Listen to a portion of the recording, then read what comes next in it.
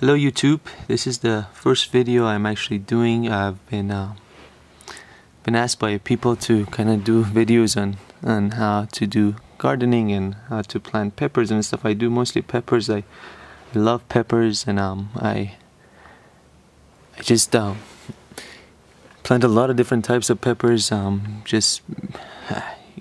make hot sauce. I do a lot of peppers, and I do tomatoes too, because I make my hot sauce usually with tomatoes. So I'll do some videos on those later too. But so I do a bunch of different varieties of peppers when I plant them.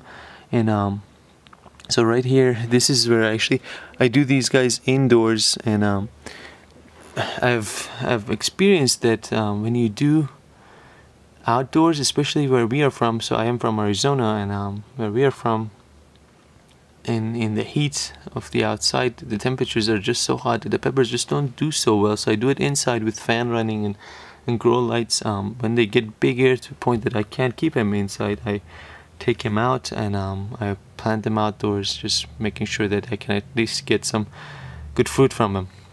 But so I have a bunch of different kinds here. I'm gonna move the camera. It's gonna be a little bit shaky, so I apologize for that. But this is actually how I start them. I start my seeds indoor in these pallets. I buy them from Walmart. You can buy them on Amazon or different places. I have had literally 100% success with these things, unless your seeds are bad, which I suggest to put 2 or 3 seeds, not more than that, in those.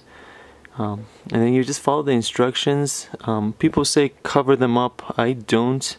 I just keep them moist. I kind of baby them, and if you watch here, there's some sprouting. There's this one is sweet red pepper, mini peppers, and this one is actually King Nagal. I've never tried before sprouting, so I'm kind of excited about that. And I have Carolina Reapers growing. Right there is Carolina Reaper, and over there I have this one right here is Chiltepin, and the big ones are ghost peppers that I planted a few weeks back. And in fact, to just give you an idea, what I do is I start my other vegetables indoors too.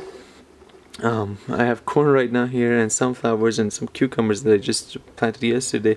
I start them indoors because this way they germinate. When they germinate, I can know exactly how to space them outside, so it gives me good calculations on how I want. So later on I'll do a video on how I actually space them outdoors, and just to give you an idea. So if you are interested, just subscribe. And just on these peppers, one of the things I want to tell you is I'm sorry that the camera is kind of shaky. I'll try to do a better job next time.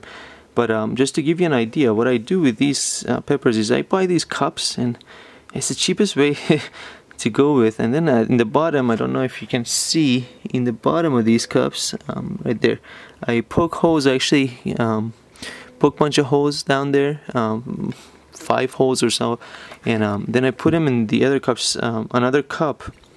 And the reason is, I'll show you how I water. And what I do, most people might not agree with me, but this is the way I've had success.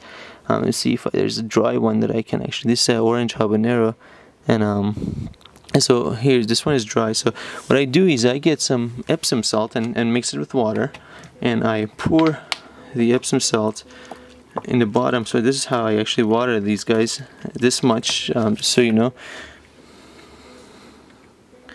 Okay, and then what I do is I mix some Miracle-Gro with water, and I have it just there, and I just add a few drops, not much. And what I do then is I water them from bottom. That way, if you're in this climate, if you're any familiar, I'm sure they're all over the place, but fungus gnats are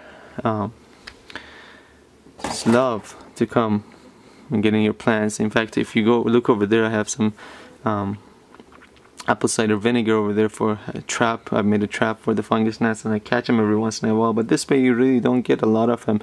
Last year I had I learned that hard way that you could get a lot of fungus gnats, and they had infested our house. And so this year I've been glad to not see a lot of them. They're still there. They come really, I think their eggs are in the potting soil and stuff that you buy. The other thing on the potting soil is, if you notice, the white things in my soil, one of the things I've learned is if people go buy expensive potting soil, I don't recommend that. I think that if you want to do a good job, you can make your own potting soil, even if you make your own compost. One of the things I do suggest is make sure your soil is compact enough, nice enough. Here, let me give you an example. It's not, I'm sorry, not compact, but coarse enough that if you touch it, it's not, there's not big pieces, big chunks in there, but it's like you can kind of like powder even. And then what I do with it is, if you see, fungus gnats are already in there, even though this thing is closed. But what I do with it is then I add perlite. I've noticed that people buy these expensive soils, but there's really no need for them. One of the things you can do is just buy perlite and mix it with your soil, and then you can actually make the best potting soil. That's what I do. I buy either garden soil or potting soil that doesn't have perlite in it. That way it's cheaper. And then I add my own stuff to it. I add my own compost to it. I also add perlite to it, and then it becomes really nice soil with really nice drainage. I've had really good success with this. That's something that I do try. Now, before I close, before I finish this, let me show you this Chiltepin plant that just germinated about a week ago. It's doing beautifully. I love to do them indoor, start them indoor. That way bugs don't get all over them and they don't attack them and the sun doesn't destroy them. This is a ghost pepper. Look at how beautiful he's doing. So these are not very old plants. These are just new, but they just do so well when you. My experience has been that when you do with Epsom salt and fertilizer, that's the way you water them like that. They just do great. And then I have this one actually germinated just a few days ago. It's the Carolina Reaper that I'm looking forward to. So there you go. Please subscribe, and I'll make sure I do updates on some of the other plants, and maybe I'll even do an update on how I actually plant these things and how I actually put them in the cups and all that.